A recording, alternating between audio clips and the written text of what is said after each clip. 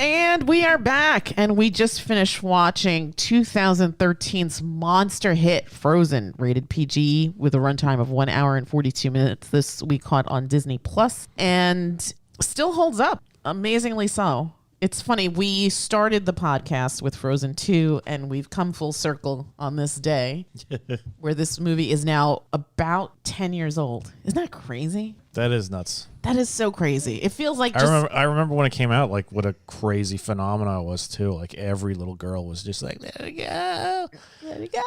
I want to build a snowman." Remember how Olive G lived in that Elsa dress? Yeah. God forbid you try to wash it. No, it was disgusting. disgusting. My gosh, it was disgusting. Yeah.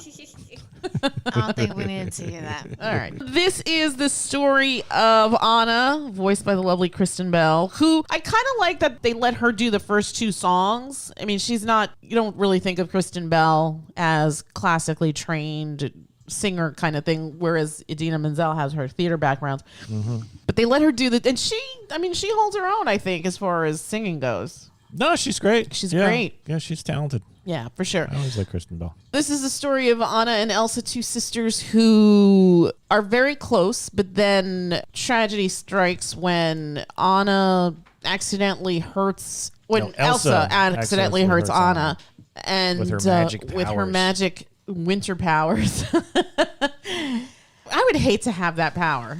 She was doing some creative things with her powers that didn't quite make much sense. Like she's making clothes and stuff. But it's magic, so... It's supernatural ice. It's supernatural ice, which can apparently become some kind of fabric.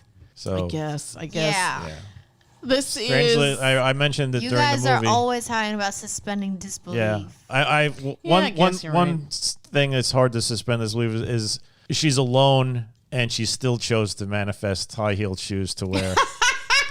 It's like, yes, I remember your commentary during the film. If that's a time for flats... or boots, really. Let's go. This is a story inspired by The Snow Queen by Hans Christian Andersen, a story by Chris Buck, Jennifer Lee, Shane Morris, with a screenplay by Jennifer Lee.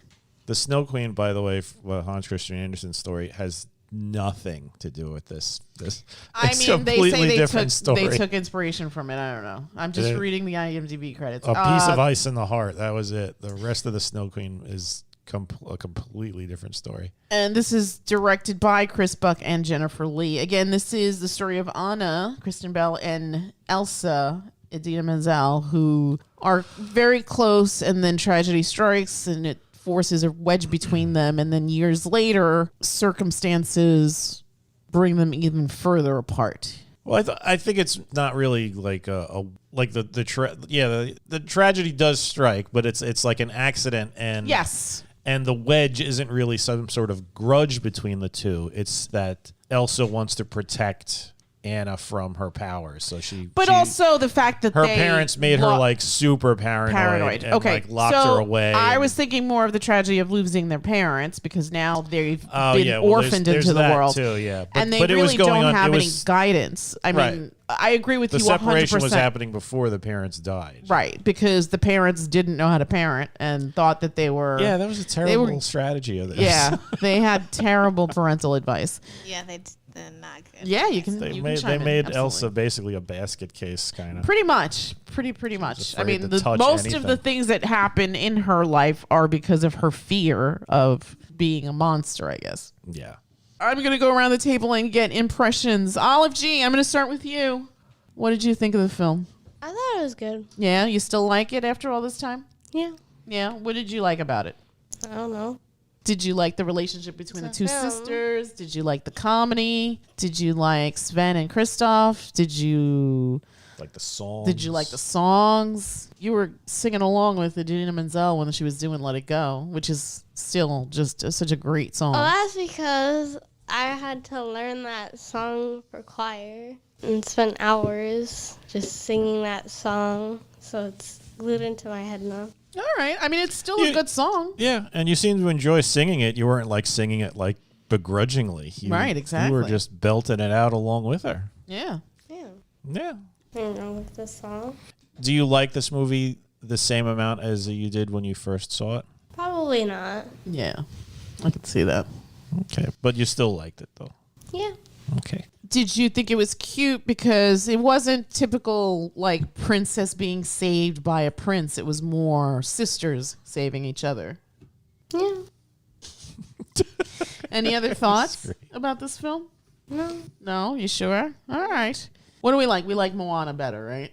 No. No? You like Frozen more than Moana? No. I don't care. All right. G, what did you think of the film? It's cute. It's cute. What's so cute about it? I like the story and the message of like sisterly love. It's kind of refreshing that it's not some guy saving the girl, right? Yeah. Yeah. I think it's funny because like you guys were talking about how most of the things that happen to Elsa are because of her fear, and that was instilled into her by her father, and the only way that they fixed what was going on was by her like reaching an epiphany with the help of Anna, who her father like separated her from. True. That's pretty good. Very good analysis there. Yeah.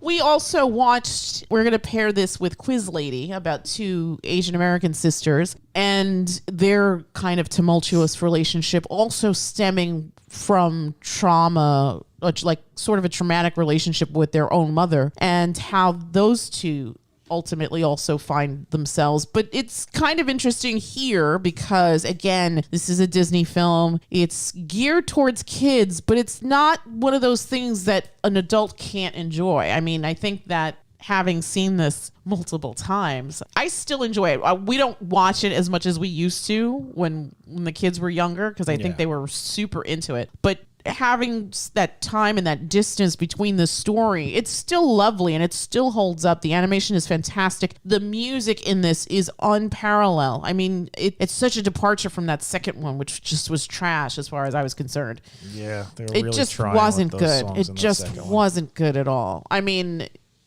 visually pretty, the second one. The story was terrible. The songs were mediocre at best. Doesn't hold a candle to this. And this is just lovely and it's simple and it hits all the marks. Everyone is just phenomenal. Again, you don't really think of Kristen Bell as kind of a singing actress, but here she's holding her own with somebody who's more professionally known like Idina Menzel.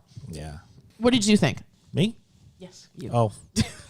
No, I still like this movie. I remember like there was like all the hype about it and I was like, another Disney movie, princess, blah, blah, blah. But I like that they didn't stick to the traditional mold, like you said, where it's just, I'm the princess now, I'm the damsel in distress, and there's the evil person. This, it made sense, and I like that the characters switched around, like Hans, he's the Mr. Right guy, and then he's not. and then he's not, but it makes sense because this whole thing, like when she tells what's his name, Christoph, I met this guy and then we got engaged, and he's like, he literally like does a double take, and for like a minute or a couple of minutes the conversation is him just being like, wait a minute, let me get this straight, you met him and then you got engaged to be married, because that's the proper reaction to hearing that. But back in the old days, the traditional thing, that's how stuff went down. It was just sometimes you didn't even meet you didn't admit. It was just, intended. I was unconscious and he kissed me and now we're getting married. Or the families arranged this or the before our births. or the families arranged some sort of crazy thing, or it's some bullcrap love at first sight nonsense. Oh, stop it. It exists. No. Shut your No. dirty mouth. Shut No. your dirty It mouth. does not exist. Whatever. You know what? This is proof that this is not love at first sight. Hans did not love her whatsoever. Hans and Anna, right? Yeah. We just watched it. We just watched it. I'm getting old. Hans and Anna, that was love at first sight, and you see how that turned out. That is love at first. Yes, there's your love at first love sight. at first sight, 'cause he Hans said, and Anna, if love somebody at loved first you. sight. There it is. Hans and Anna, love at first sight. It's not love. It's just nonsense. You don't marry somebody you just met. That's terrible. But I'm glad that this film did that and just put a little spotlight on it, because God forbid all the lessons like young little girls grew up watching older Disney things where it's just like, the man's going to come in and we're going to fall in love in the instant and and it'll be happily ever after. No. Seriously, The Little Mermaid was a train wreck of a person. Yeah. Terrible. So, the second installment of this film came out 6 years later. Again, not as good as this. And just to refresh everyone's memory, again, totally makes sense why there was a sequel. The budget on this was $150 million. Mm-hmm. The gross in U.S. and Canada alone, $400,953,000. That's not even counting merchandising. Oh my God. Merchandise alone must be like in the gajillions because every little girl I knew had an Elsa dress, right? The Elsa dress, Elsa lunchbox, dolls, magic wands that party sing, supplies, supplies, everything. Gross worldwide on this sucker, 1,397,042,530. Amazing. Kudos. I hope everyone got a cut of that. Any other thoughts that we have about this film? Oh, this is short. It's okay. We could have short reviews. Wait, I think the Frozen 2 review was long because we disliked it so much. Yes, that's true. It was 2 hours. It was awful. Well, this is close to 2 hours, but it didn't feel like it. Review. Oh. The review was not 2 hours. The review wasn't 2 hours. No, it wasn't. There's no way. No. I didn't give my thoughts. Again, I really enjoyed this film. I love the idea of the departure from the prince saving the princess and how the two sisters basically save each other. Really nicely done, nicely fleshed out characters. I feel like Anna's the stronger of the two sisters and the portrayal and stuff, and I feel like she's got more lines than Elsa does. Yeah, but we're with her for more of the movie. Yes, but still, I mean, it doesn't take away from Idina Menzel's performance of Elsa, this very tortured and torn up young woman who just wants to do right. Mm-hmm. And she has a good heart, but she just doesn't trust herself, and she lives in constant fear of what she could possibly do. Whereas Anna is just very young, very naive, very trusting, I guess, and just open to things, even though she's sort of had a very sad childhood, because from the moment that her parents perish in the storm, she's really left alone. I mean, I'm sure she has love from the people that take care of her in the castle, but she doesn't have that familial relationship with her sister. It's almost awkward at the coronation when the two of them have to interact. Yeah, and you even see that. Like they haven't seen each other in forever. Right. But at the same time, you see like this kind of loveliness from Anna to Elsa, and from Elsa to Anna. And you could see that Anna is sort of taken aback by it, like, oh, are you talking to me? Mm-hmm. Kind of thing. But in the end, it works out. I think as the story progresses, Anna has more of a feel of what Elsa is going through, and she can empathize, and she wants to like face these obstacles with her sister, and she reaches out to her and even chases after her to let her know that she's there for her, which is also just a very lovely thought. And you would expect that obviously from your sister to have your back. I'm going to go around the table and get numbers. I'm going to go this way. I'm going to give this movie a 9.5. This is close to perfect. I mean, the voice performances are exceptional. The music in this is top notch. The story moves quickly. The animation is wonderful, as you would expect from a Disney production. And just the themes throughout were really well done, really well thought out, and really well executed. 1 to 10. Yeah, I'd give this a 9. 9? This is, like everything you said, everybody's portrayal is good. All the voice acting is good. The animation is always top notch. People's motivations made sense. I really liked the fact that there was that turn with the handsome prince, turning out to be not the greatest guy in the world. I liked that the actual romance felt earned, and it didn't just be like, let's get married. None of that nonsense. Wasn't love at first sight. Whatever.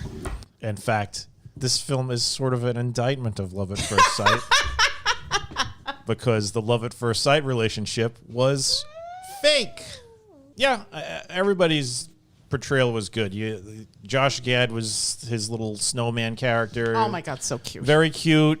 Not overused. Not overused. Not like that terrible short movie that they forced us to watch when we Oh went my to go gosh. see Whatever. some movie. Incredibles 2? I think it was Incredibles 2 or whatever. They made us watch a half-hour freaking Frozen movie that was just god-awful. It was like Olaf's Happy Christmas or whatever. Yeah, whatever that was. It was terrible. I agree. Awful. Too much. It was actually called the Frozen Fever. Oh, It was Frozen. called? I don't Okay. even remember. I've chosen to block that from my Yes. memories. That was just agony. Yeah. But otherwise, yeah. This movie, Frozen, excellent. So 9.5, 9. Oh, wait. I'm sorry. It wasn't called Frozen Fever. It's actually called Olaf's Frozen Adventure, I think. Okay. I think. Yeah. All right. Literally, who Olaf's Frozen. cares? Yeah. I Avoid want to that. get it right. I don't want to spread misinformation. That's all right. Don't worry. People got Google. They can Google if they really want to. Really? Google it. Oh. Gigi, 1 to 10. What'd you think? I'll give it a 9 too. I can't really think of anything that's like bad with this movie. Right. It still holds up, right? Yeah. Good. Did you have a favorite character? In this movie, I guess Anna, Yeah. because I liked how she was persistent in the fact she didn't turn on her sister like the other guys did. She wanted to help her sister fix things. Yeah. That's In nice. the second movie, she's really annoying. I feel like they did her dirty. Yeah. Agreed. She had no. It was almost like we don't know what to do with this character in this movie. Yeah. Yeah. So, but we have to have her in it. That was just poor writing. Yeah. And apparently there's going to be a Frozen 3. Well, hopefully they have something better for her to do than just be like, do I marry Christoph or no? No, it's not even like, or it's not even like. Hopefully that. they'll Like, already be married. It and you was have to deal her with that. being like, "Oh, are you sure you want to marry me or something?" And it was Yeah, just like it dumb. was It just was irritating. weird. All right, we're not going to review that again. So Okay. moving on. Olive G, 1 to 10. 9. 9. Would you like, who's your favorite character in this? Olaf. Olaf. I like Olaf was Olaf. cute. Especially his song. That song was a good song. The song is a good song. Yes. All the songs. All the songs are good Yeah. in this movie. Love is an Open Door, I think, is my favorite, believe it or not. The one that she sings with Hans.